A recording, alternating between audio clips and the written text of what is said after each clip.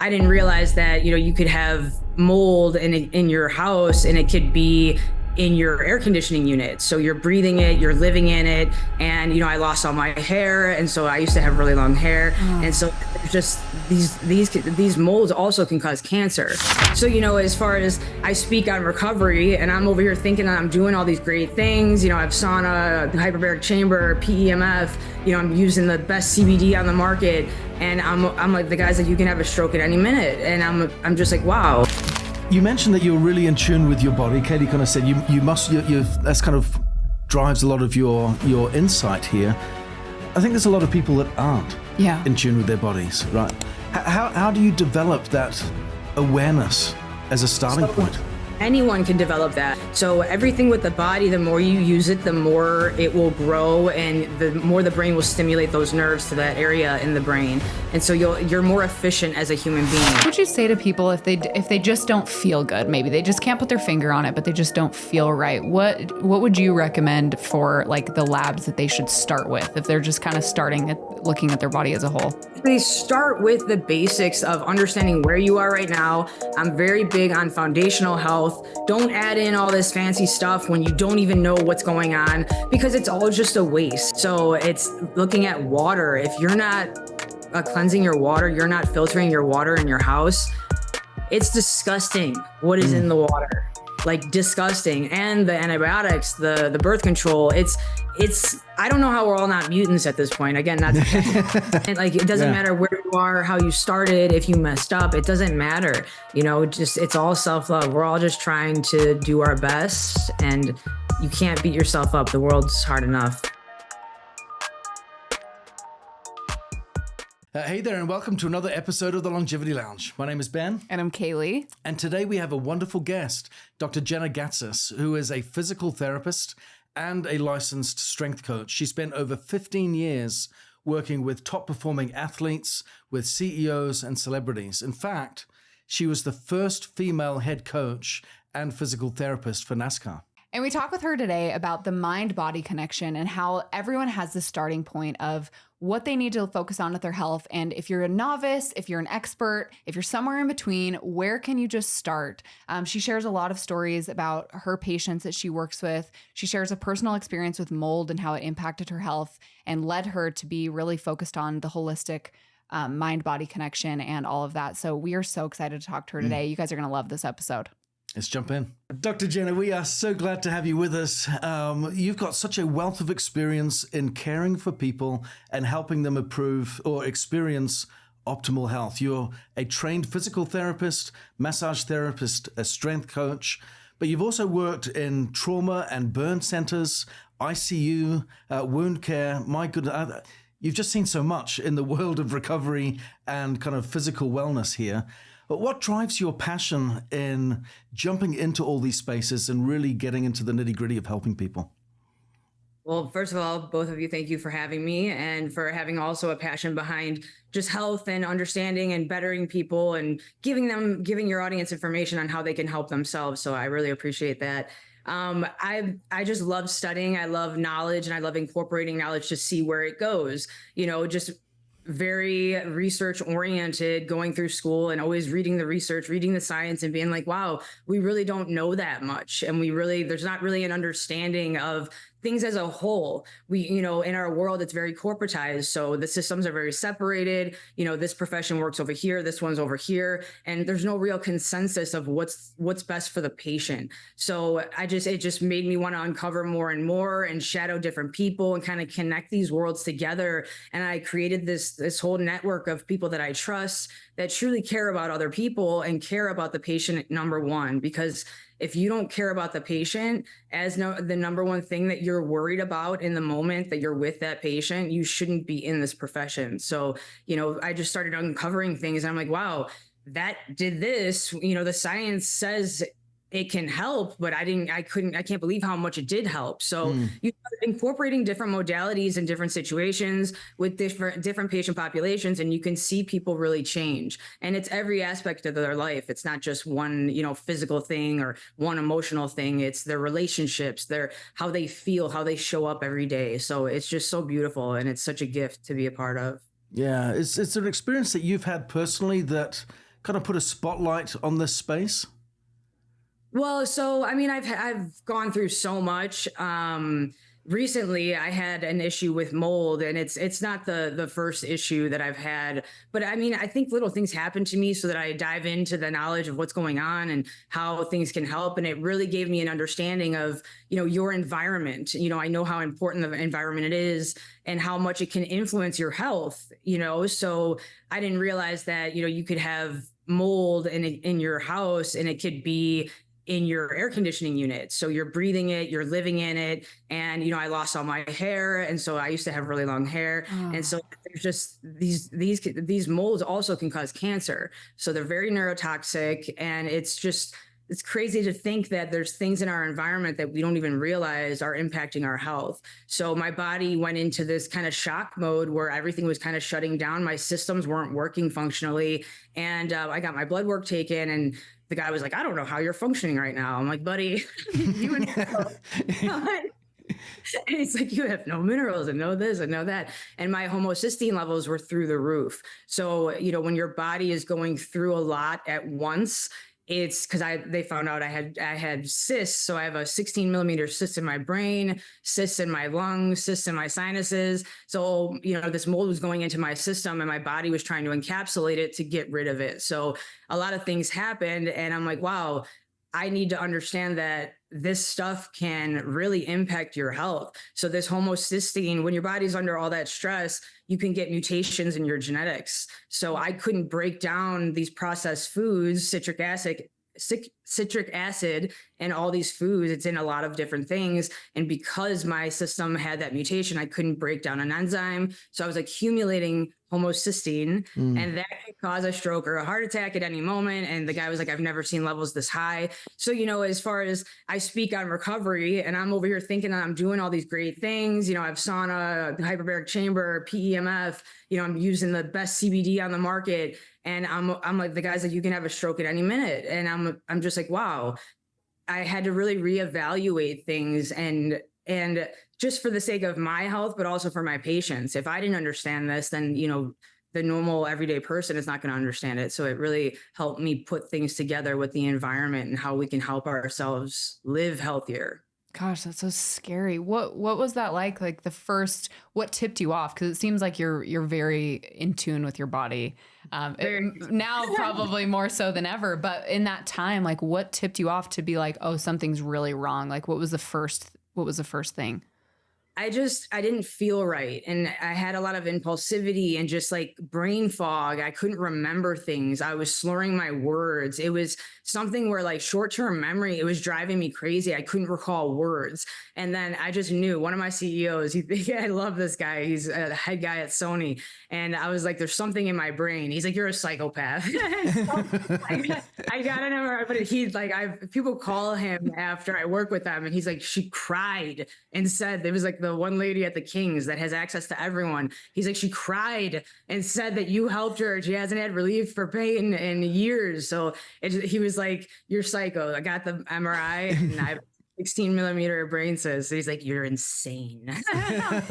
You're like, right, but I don't think that's a problem. Right. I'm like, I could feel it. So it's crazy. Wow. It was so many things at once that I knew something was wrong, and I knew I had to make a change. So yeah, I just started diving into aspects of my health that, normal general practice doesn't really dive into, so unless you ask for these things and you're your own health advocate, you don't know what's even going on, Right. because these basic levels and labs don't show anything. You need to go into more detail and ask for different tests. You mentioned that you're really in tune with your body. Katie kind of said that's kind of drives a lot of your insight here. I think there's a lot of people that aren't in tune with their bodies, right? And certainly knowledge is power. And when you are able to suspect, okay, something's off here, you're paying attention, you are able to get the knowledge, get the solutions, and recover. But a lot of people, I don't think, are really in tune in the first place. How do you develop that awareness as a starting point?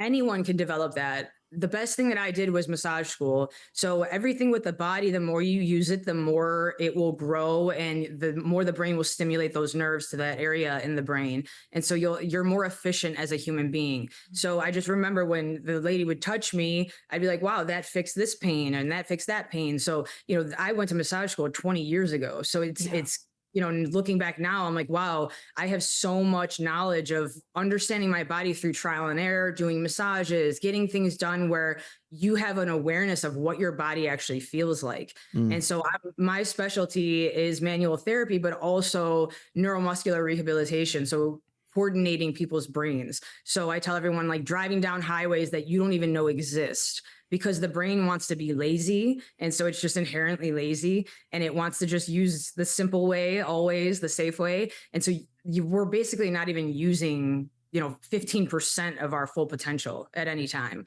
And so I just, as far as sensory and motor, and I just try to get people to, one, understand themselves through putting their own bodies through things, but also asking questions and finding people like me that, again, have you as a motive behind what they're doing. Because, when I went, I always act like I don't know anything when I go to these different places in Beverly Hills, or, I've been all over the world working with specialists, and I act like I don't know anything because I want to hear what they say to people. And the one guy I got through the Sandlers, it was a lung specialist, and he was doing my blood work.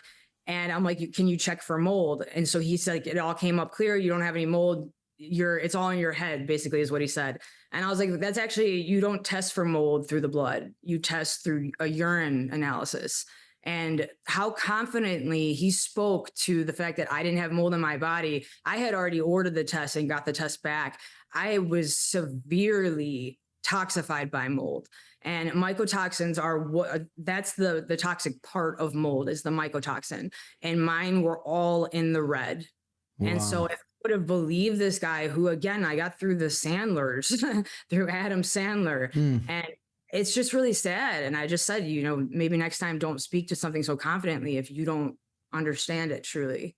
Right. Because why would you say anything if you don't even know, so stuff like that. Don't just believe everything at face value. Everyone's trying to do their best, and no fault of anyone. But to me, it's so important to not just blindly follow, ask questions.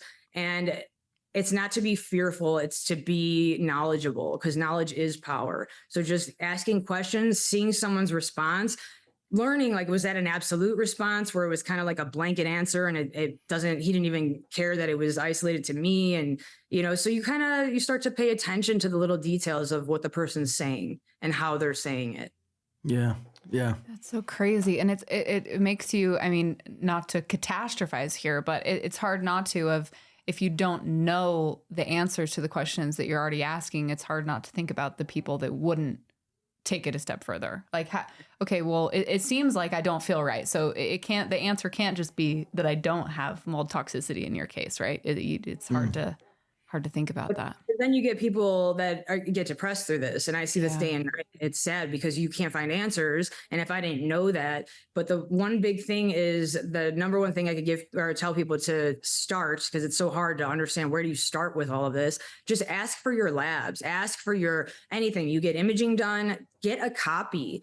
Get the impression, get the report, because they won't actually give that to you. Sometimes it's in your portal, but you can't print the pictures out in your portal. Get a hard copy of everything that you do so that you have your numbers. You can make a file for yourself. You can look back. Okay, last year, wow, what happened between this time and this time, because this number is elevated. So you can pinpoint and kind of have control over your health and not just be blind to what's going on and leaving it in some specialist's hand who doesn't even talk to this other specialist. Right. So it's important for you to care about your health and your family's health. So what would you say to people if they just don't feel good? Maybe they just can't put their finger on it, but they just don't feel right. What would you recommend for, like, the labs that they should start with if they're just kind of starting at looking at their body as a whole? So, and everyone asks me, oh, this supplement, that supplement. I don't know. Where are you at right now? You could be completely inflamed. Say you have the genetic mutation I had, and you're almost, then you're going to add supplements on top of that. So I tell everyone the best thing to do to start, get an allergy test. And I have all this on my website. So awesome. I try to find the best of the best people doing it. And I work with this company in Boulder, Colorado. They're the only ones with this conclusive data that's looking at this many genetics, allergies. You get an AI bot that you could be like, hey, what in my blood work is elevated? And the thing will start talking to you in my voice. You can ask, I'm at this restaurant, what can I get at Chili's that's going to be good for my sugar or whatever? And it'll tell you. I'm kidding. Get out. That's the problem. Just walk out the door. Yeah, there is the issue right there. Dr. Jena comes on and she's like, you need to stand up from the booth and leave. Well, ouch. Well, actually now I feel like everything's poison. So I really don't know where you would even go to get food. It's now screen printed and GMO. So, but I say the allergy test of what you're allergic to, the blood work of where your levels are right now, and then the genetic testing, which that's the whole thing. You can do those individually. You can do them all at once. But the thing is, if you can have allergies because your system is so aggravated, so your body's reacting and inflaming and causing mucus around all these other particles that don't normally irritate your system. So once you get control over, okay, these things are bothering me. I thought that if I had a drink, okay, I'm going to do vodka. Well, I have a corn allergy apparently. And Tito's is made from corn. And I didn't know that. Oh, yeah. Well, damn it. So that's where, at least in the beginning, you can cut out some things so your body's focused on healing, not battling every single external stressor that you're putting into your environment. Right. So it's just basically start with the basics of understanding where you are right now. I'm very big on foundational health. Don't add in all this fancy stuff when you don't even know what's going on, because it's all just a waste. If your systems aren't working, you're not going to absorb the nutrients from the food, from the supplements, from anything you're ingesting, because your body's in this constant fight or flight, and it's not going to take the nutrients from the food, no matter what you eat. So it's important to just work on the foundational aspect of your health, see where you are, and then you can start to take little steps. And with the allergy, you can get rid of allergies. Once your system starts to get rid of some of the external stimuli that are inflaming it, you take away an allergy or an allergen for 3 months, and it can reset your system to it, so it's not so hypersensitive to that allergy. Wow. That's good to know. You work with, a hugely diverse range of patients, right? Peak performance athletes, chronic conditions, kind of everything in between. Are there any principles of wellness, just kind of thinking of the starting point again, are there any principles of wellness that you feel are universal across ages and ranges and kind of lifestyles that you think really can make a difference? I think the older generations are more in shape than the younger generations because of how sedentary we are. And, people are like, oh, my kids are in soccer and this and that. It's not about the 1 hour that they're working, the active, or the 2-3 hours. It's the amount of time that they're sitting sedentary.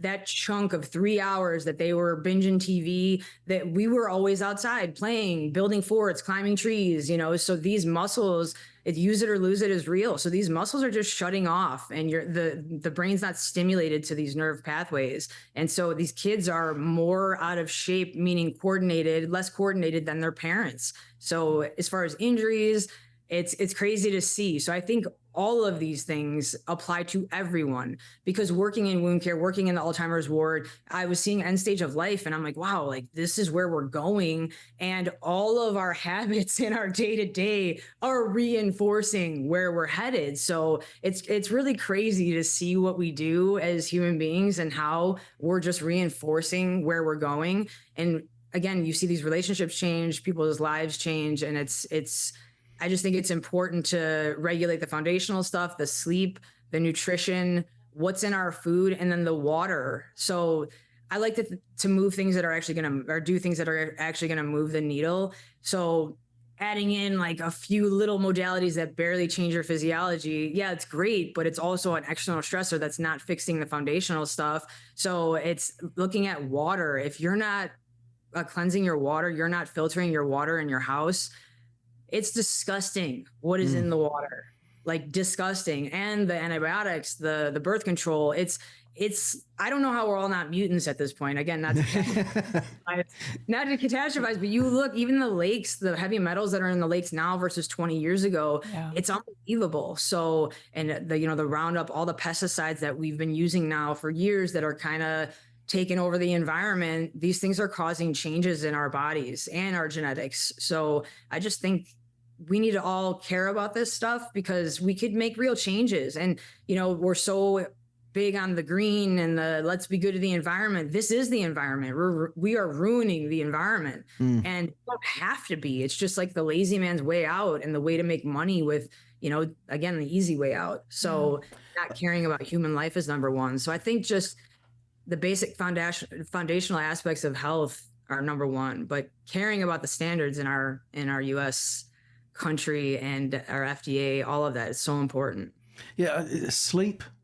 We spend a third of our lives asleep, and yet so many of us don't really give that a second thought, right? And sleep, good hydration, proper water that is well filtered, exercise, mobility, nutrition, they are really fundamentals, and yet the way that the world has evolved has compromised those fundamentals that we don't really give much thought to. No, so, breathing too. Yeah. You think you know how to breathe. Most people don't. And then you start thinking about it and you feel like you're going to suffocate.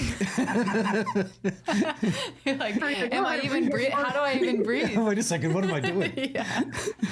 So true though. Yeah. It's so simple, but it's just so easy to forget about. Yeah. Yep. I certainly don't want to catastrophize, but where do you see things going here? Because this sedentary lifestyle, I can't help but think of it. I've got a bunch of little kids, right? And he has 8 kids total, Dr. Jena. Yeah. Busy man. A busy man. But I do see this constant battle that my wife and I are facing with our younger ones in getting them off technology and outside. And the world is just kind of built for that. And like you said, when we were younger, we're out playing outside, we're on our skateboards, we're building forts, we're doing all sorts of fun stuff. And nowadays there's so much reason just to stay still, be inside and not be mobile. Where do you see this kind of evolving over the years? Because technology with AI developing and everything is just it's going to change, I think, rapid fire over the next few years. And what do you think the future looks like, from a physical therapist perspective? So I think it's important to adapt with the technology and not to villainize it, but also to recognize that it's there to understand you so that it can feed you, and it's an addiction. So I look at all of this stuff. It's also a poison. We're human beings, and studying human psychology, where we have a tendency to become addicted to things. So limiting the time that your kids have on technology, and then also trying to, because I tell everyone, I just manipulate you to do what I want, basically, to get out of my way so I could help you. But I don't tell people to do things. I motivate them based on what they're motivated in and with. So kids, doing like a bouncy house or making it fun, whether they're young or old, making it to where, and also seeing their parents do stuff, it becomes a way of life where that's all they know. So, it doesn't have to be some extreme thing. People build things up in their heads. Just go for a walk as a family. Go down. I tell my mom, walk to the stop sign and back. Simple things like that, where it's, you guys are bonding around physical fitness and just moving, maybe walking to go get ice cream or something where there's some type of exercise or movement in there that you guys can do together, because it's really important for kids. Yeah, I think making it fun is so important, because we do tend to pursue pleasure, right? Yeah, sure. Yeah, and it's interesting, when you see, just in terms of kind of human psychology here with this, when you see economies tanking and going down and people have less disposable income, what they refer to as the sin industries, like tobacco, gambling, and that type of thing, and alcohol consumption, those ones actually start to perform better when you think, maybe I shouldn't spend so much on these things right now because things are tight. I want an escape. I want to release. I want to feel good, happy. And we end up pursuing the things that aren't necessarily best for us. Right. Yeah. So it's crazy. And it's true. And these companies that are, behind all of these profitable, markets, they know this, and they study psychology. They know what's going to make you feel good. I love looking at like the marketing at the store, for any kind of food. And I'm like, oh, this one makes you feel all warm and fuzzy inside. It's all green and beautiful. And I'm like, it's got poison in it. It's like, Yeah. you turn it around and poison. Seriously. So, why don't you put that much effort into actually making the food real food? Like this is literally antifreeze in the food. Like, Yeah. crazy. So, and then to see, because I work with a lot of celebrities, CEOs, and they're like, oh, this product is my favorite product. And I'm like, poison. Garbage. It's garbage. And it's like $500 for this little baby bottle. And I'm like, that'll age you more than anything. Like it's crazy to me. It really is. And so just understanding what's happening and the human nature and just recognizing that it's all an addiction. This is gambling. Social media, you see these kids, they have to scroll. That's an addiction. So remembering that kids don't have control over that. And we as adults need to protect them and limit their time, not in a, I'm putting you in timeout type of way, but in a healthy way. You educate them to it, so when you teach them why they're doing it, it'll, especially from young, it really sits well and they'll learn it the rest of their lives and they'll teach their friends, hopefully. Yeah. So we've looked at the starting point of nutrition, exercise, mobility, sleep, good air to breathe, good water to drink, all that kind of thing. Let's jump to the other end of the extreme where you've worked with peak performance athletes. We had Mickey Barber on. She's a world champion sprinter a couple of episodes back. And we were talking about the mindset and the performance requirements to be a world champion. And she was just talking about, a victory, at an Olympic level can be that big, right? In terms of first and second place. It's just really getting into the details of where you're running, the movement of your hand and what have you. What have you seen in working with top performing athletes in terms of supporting their mobility and helping them get into the best shape possible for peak performance? What does that look like from your perspective? So it's basically the same things that I do with everyone else. I look at the body has so many movements. The joints are shaped a certain way. They're supposed to have so many degrees of movement in certain planes of motion. And as we age or as we move and develop compensatory mechanisms and patterns to move, we start to just use certain muscles and then things shut down and we lose those degrees of freedom over time. So I look at someone's, again, baseline. Are they able to move in these planes? Are they able to control that movement? And are they, depending on their sport or their function, do we have to produce power? Do we have to have speed? I was the head coach of a bunch of NASCAR teams for a few years. And, the one guy had the $100 gas can. They all have fire suits on. The other one has to change all four tires in under 10 seconds. So there's a lot going on and you have to take everything into consideration, but making sure their foundation is solid first. And that's, again, not done in our modern world because everyone's kind of disconnected. And I work with individual people. I work with teams as a whole. And it's kind of crazy because we're just waiting for people to get injured versus if you look at how they're moving, can they coordinate? What are their patterns? What are their compensatory ways of moving? You can actually manipulate those ways and make them move more functionally as a main habit and a main pattern. And then everything they do is more efficient. I tell everyone, because people are like, are you in the gym all day long? I barely work out anymore because all my muscles are so turned on. I'm like, when I'm doing laundry, I'm like, everything together. Like my vacuuming, I'm like, one.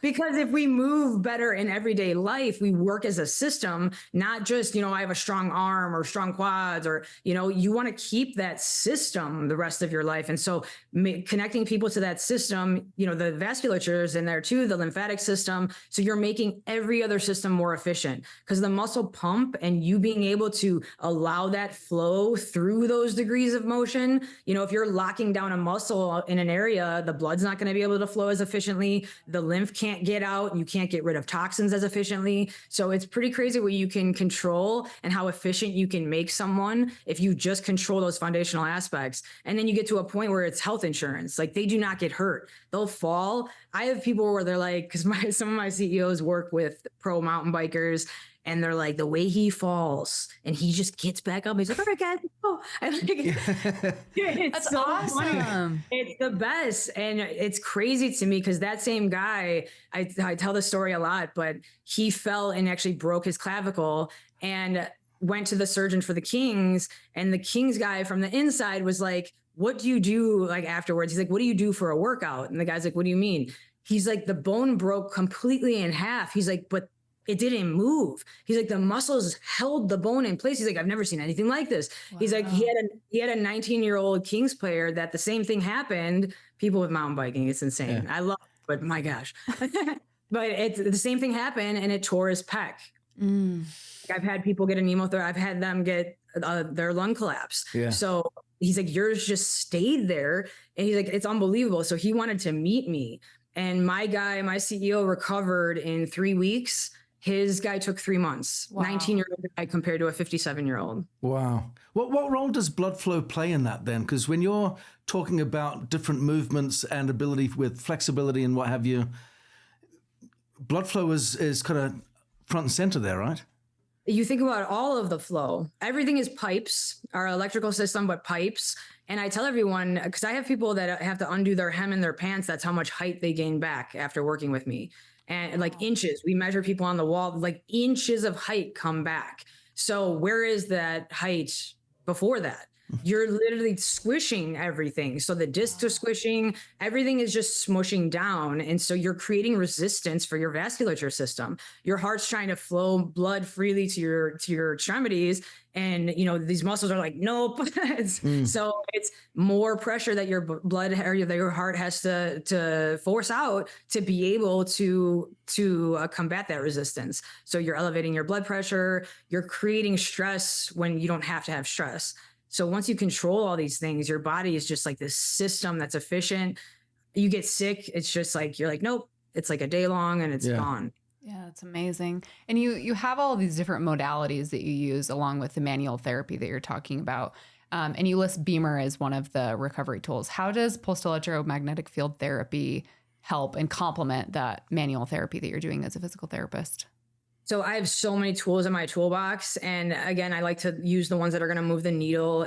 A lot of the tools are for people's egos and their psychology and like, what tool can I use to actually get through to this person and do the things I need to do, but not scare them or not, you know, all of that.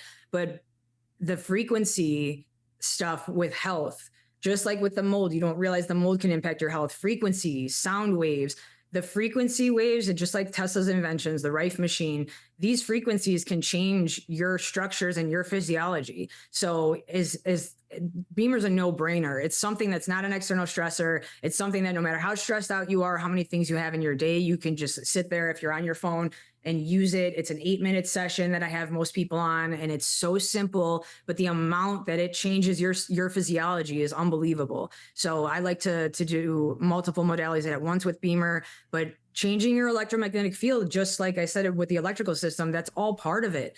And when everything's clogged down, whether it's the electricity in your body or just your pipes are clogged, your system is just stagnant. I say you have like puddles of goo just like forming inside of you, and toxins build up in these puddles. And so I can work on someone, and if we kick up a lot of stuff, I'm like, it's like a lot of dirt coming up, and they don't have binders to get rid of that stuff, they can get sick.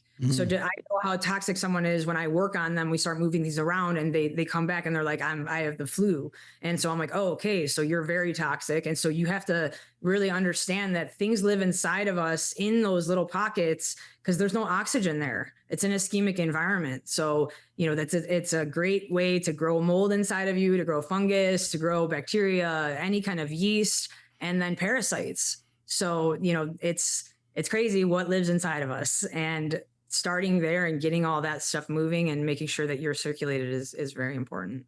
So are you saying then, in the process of using something like a BEMER where you are improving the blood flow, that some people may start to feel worse before they feel better because of what it's lifting out? Yes. Yeah. So with any modality, depending on how powerful it is. So when someone is toxic in the beginning, they will get sick. And I have so many patients that, you know, we've gone through this. And also they're like, I took massage out because every time I got a massage, I felt disgusting afterwards. And so I just took it out because they don't want to feel sick. And I'm like, well, once you get that all out, you shouldn't be sick after a massage. That shows you that's the toxic stuff inside of you that your body's just storing. And if you don't take a binder at that time when it's kicked up in your blood, then it's just going to store right back in. So it's very important to recognize that, you know, take it slow. So I gauge, you know, someone's lifestyle habits. If they're sitting here eating processed foods, not sleeping, you can see they're overweight. You don't start quickly, or you start with, you know, one modality. I do the BEMER by itself versus, you know, 17 things where, you know, they're going to be sick the next day. Yeah, that makes a lot of sense. And how do you use BEMER in your own recovery routine? I know you're busy and helping all your patients and traveling all over the world. So what does that look like for you? So that's why I love BEMER, because, you know, we get in this thing of, as givers, it's hard to give to yourself and you feel guilty. I have all these modalities. I never use them for myself. I'm like, it's work. I shouldn't be using this. But BEMER it really helped me break through to loving myself, because it was something where it didn't take a lot. It didn't, you know, I didn't have to like set up a bunch of stuff. I could just sit, I leave it on my anti-gravity chair. And I just, whenever I'm doing emails or something, I sit and I just turn it on. So, and I isolate different areas. If I have a headache, you know, I'll wrap it around my shoulders or on the base of my skull. And it's just something that's so, it's shameless for me. I don't have to take a lot of time, and I know I can do it. So, you know, in all the stuff I have going on, it's honestly one of the most constant things that I have. So I love it. It's so amazing. You know, cold, gonna get all wet and this and that, you know, it's too much. BEMER is something where it's just so easy and you could feel it. You know, the frequency stuff that I study, it's unbelievable what it does to your system. And it's all just tapping into your nervous system, getting you out of that fight or flight state and into parasympathetic rest and digest so you can heal. Because, you know, I have people that get rid of their parasites, or they get rid of, you know, their SIBO. I was talking about this yesterday on a podcast, but they have SIBO because of all this overgrowth of bacteria in their gut.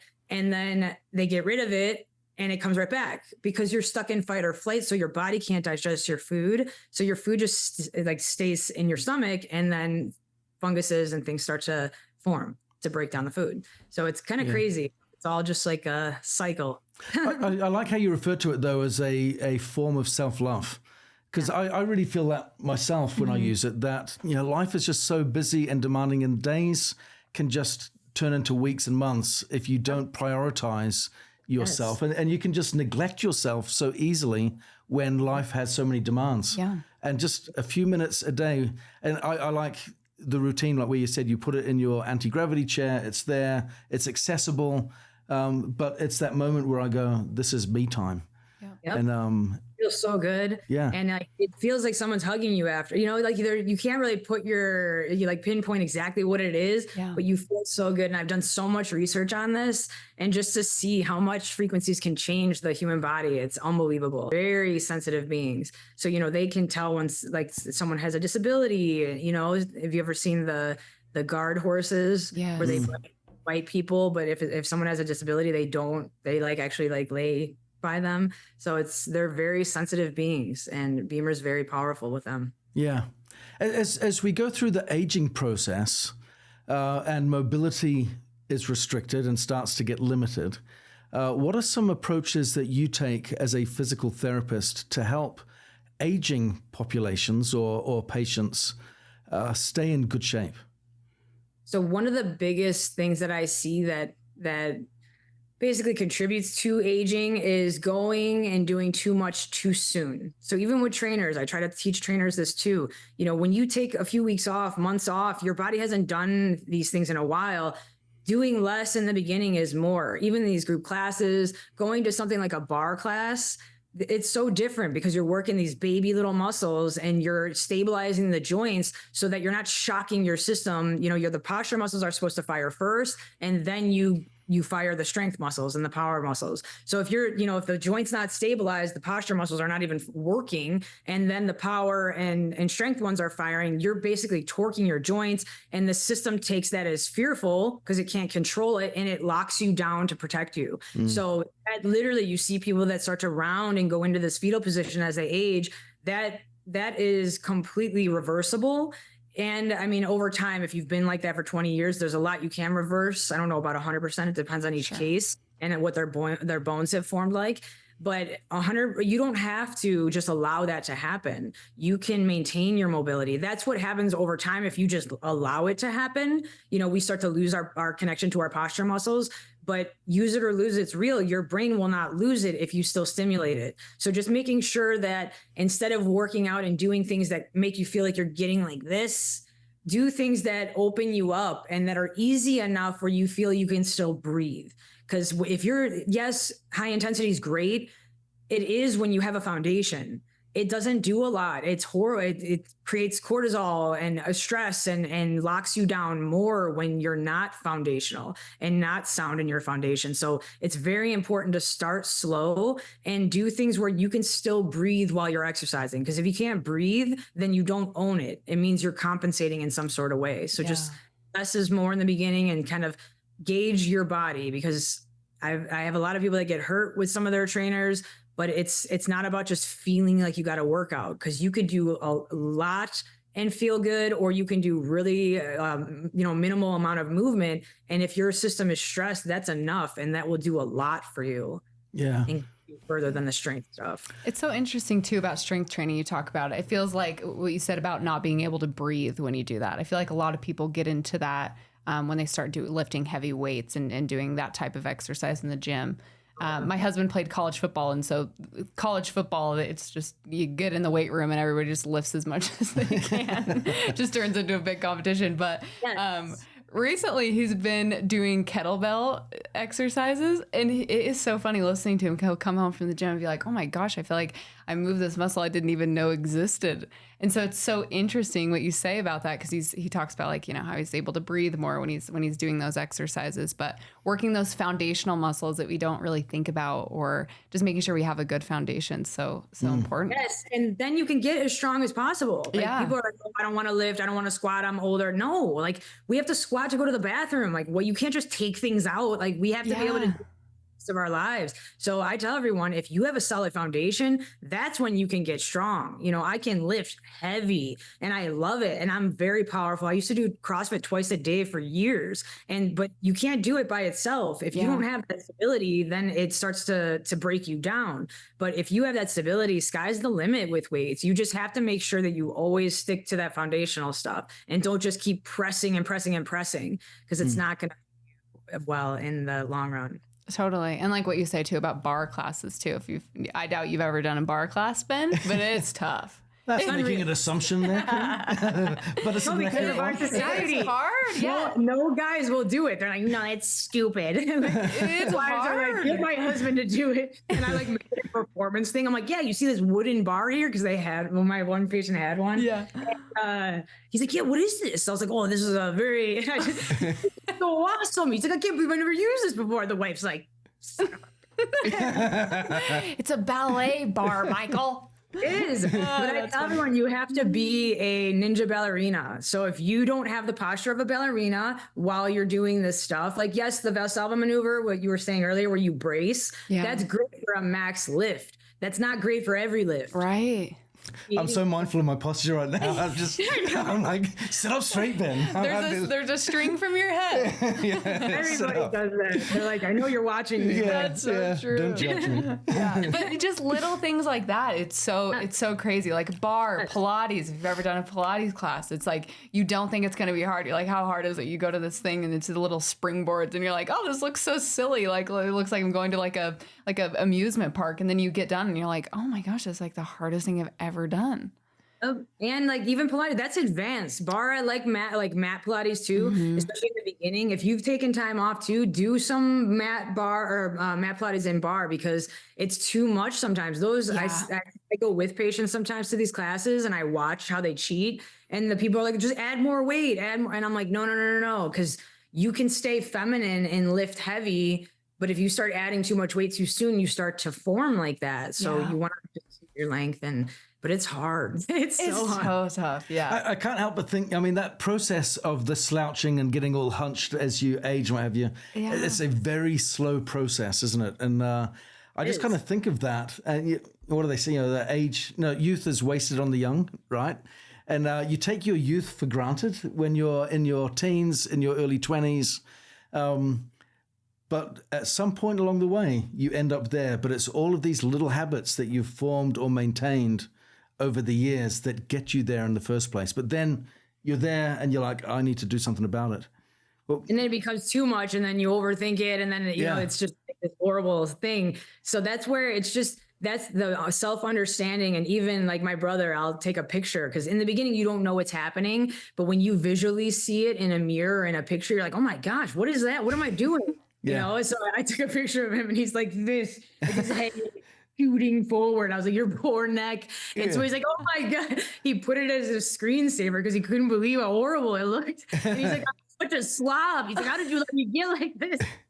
But you don't realize that it's happening. And you just, like you said, you just go through these days where days become weeks and months. And, you know, you're like, wow, how do I sit daily? And then you realize, wow, this is insane. I've formed like this. So little things over time, and just having self-awareness, really understanding yourself, and, you know, seeing how you sit, and, you know, how you act, and where your body feels comfortable, because it always wants to go where you're tight. It doesn't want to go the opposite way. It just wants to reinforce everything. Well, that's what you said. It goes back to what you said in the beginning, right? Like our bodies just want to be comfortable. Like our brain's lazy, our bodies just want to be comfortable. So cognitively thinking about that every day, and then compounding that on weeks and months.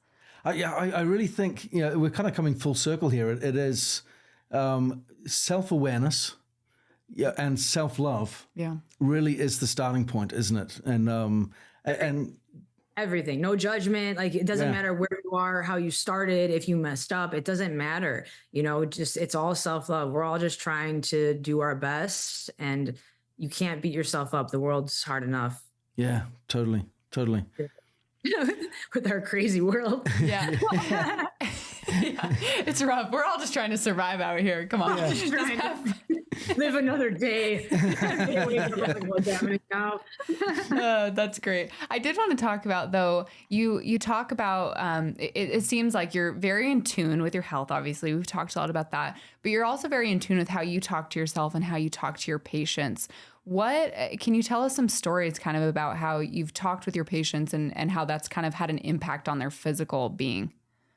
It's everything. So how my program works, you know, in the beginning, no one believes what I say. They all think I don't know what I'm talking about, because it's so foreign and they haven't heard it from any other specialist. So they're like, yeah, okay, this little girl doesn't know what she's saying. So it's all about basically me getting you out of your own way and showing you things. So this one lady was so type A, it was crazy. I was like, I'm going to strangle you and your boyfriend. Like, I'm like, what's the boyfriend got to do with it? Is he just in the room? What's going on? He referred her. He's my friend. And I'm like, I can't believe you did this to me. Get her out of here.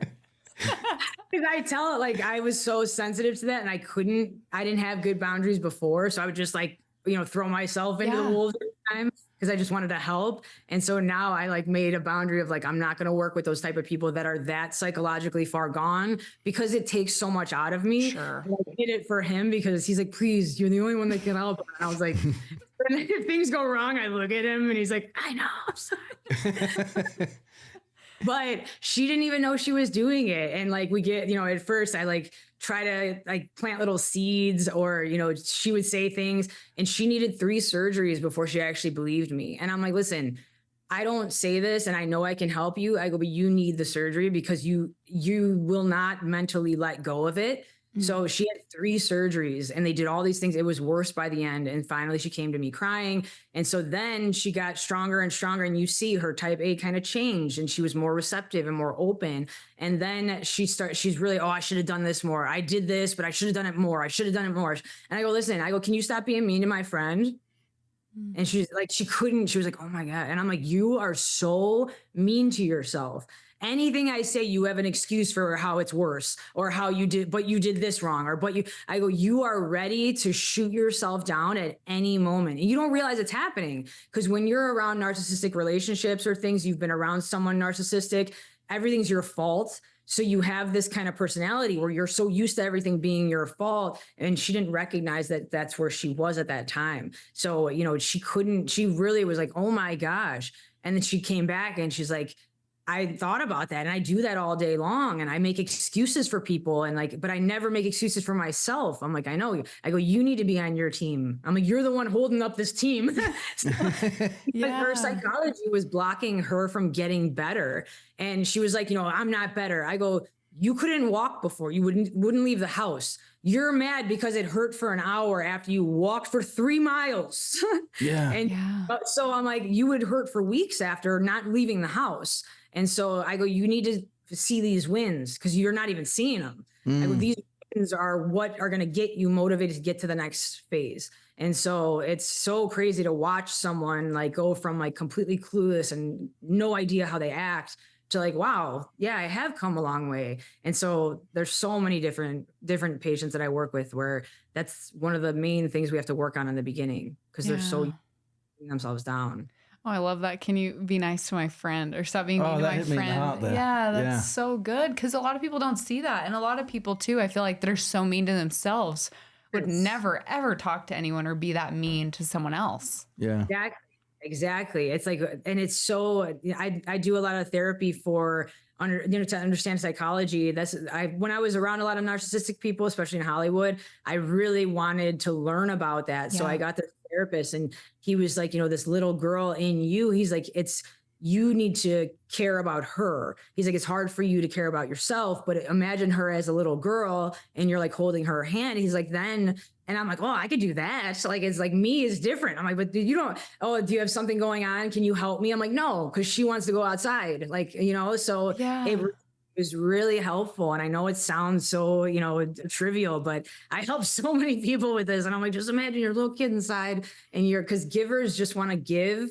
And a lot of times takers know givers want to give. So they exploit that. So it's just always good to understand that and protect yourself because it's important. It's so important because then you just burn out and you don't help anyone.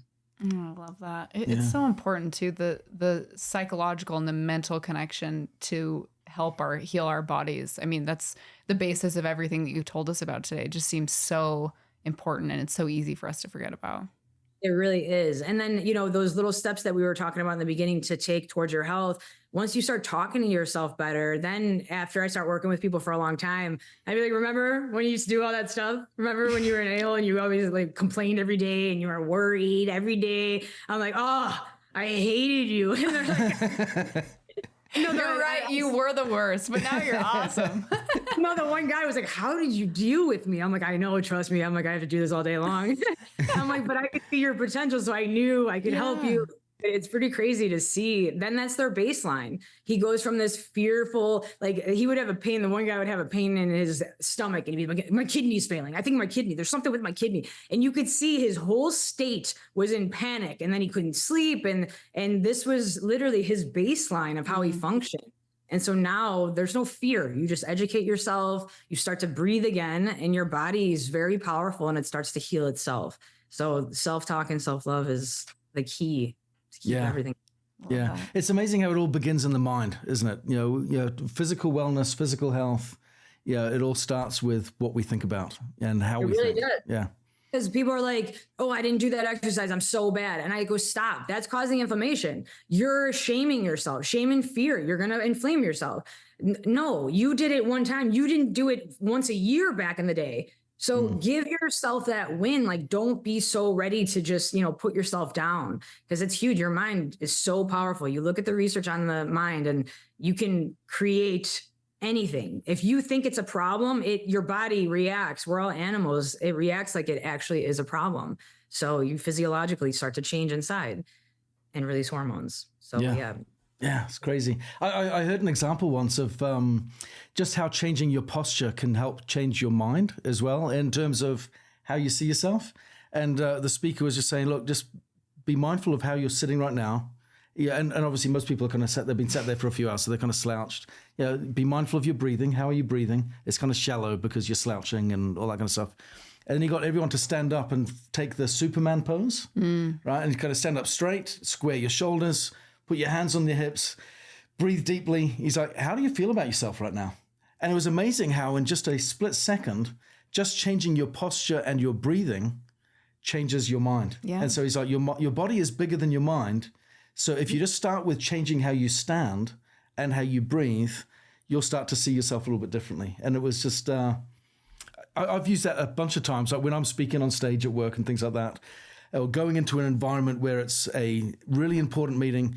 I'm always immediately mindful beforehand of my posture. It's like stand up straight, Ben, square your shoulders, take some deep breaths, and my self-confidence grows with that. Totally. It's interesting how that really works. Well, think about it. So it's all the fight or flight situation. So are you safe? Are you leading with your heart, or are you fearful and you're leading with your mind and your fear? So, I tell everyone, let your heart free. Like, don't sit here and everything fear brings you down, because if you're stuck in that panic state, your body is in that fight or flight mode. So you can't think, the mind can't be creative in fight or flight. So your creativity, your thought process, the recalling words is diminished. So if you're sitting there and you're suffocating yourself and you're panicking, you're just completely taking away your power. And so, when you start to go and open and take long, deep breaths, you can tap in. The number one way to move lymph and stimulate the rest and digest system is by breathing. So you can actually stimulate lymphatic flow through breathing, and it's a pump. It doesn't have a pump. The vasculature does, but the lymph system doesn't. Yeah. So we have to breathe in order to pump our lymph, and that gets everything going. It's oxygen through our system. But yeah, lead with your heart, and you can show up differently. And because, you start to close off your heart, and you start to feel panic all day, every day. So it's so important. So important. Heart's small. It doesn't mean you have to stand up all day and always have your heart out, because people go extreme always. Don't go too far with this. There's a happy medium here. That's good news. And less is more. Yeah. People exercises with me in my clinic. What exercise should I do? How many times should I do them? And I'm like, calm down. And I'm like, one time a day. I just want you to think about breathing. That's the only thing I want you to do. But what about the exercises? I'm like, screw the exercises. Just breathe. So take a deep breath. So I just start people with that, because it's crazy how much you just reinforce that fight or flight if you don't right. Oh, so true. So true. Hey, Dr. Jena, we have absolutely loved having you on today, and time has flown by. We would love to get you back. I think this has been just so fantastic. Now, you're very active on social. For those that are listening that would love to follow along and catch up with you and see where you're at and what have you, where's the best place for them to connect with you? All my socials are usually linked to Dr. Jena Gatses. It's Jena. Looking up Dr. Jena, Dr. Jena, and then last name is Gatses. So website, Instagram, TikTok, all over the place, YouTube. So it's all there. Awesome. Yeah. We'll link all your socials and then your website as well in the show notes, so everyone can connect with you there. Yeah. Excellent. Thank you so much. Thank you so much for joining us. Yeah. See you guys later. Have a good day. Take care. If you enjoyed this episode and you want to see more Longevity Lounge content, please consider subscribing and liking this video. We talk with a lot of experts, and we would love your support on this channel. So if you could like, subscribe, and follow our social media channel, we would love it. Thank you so much.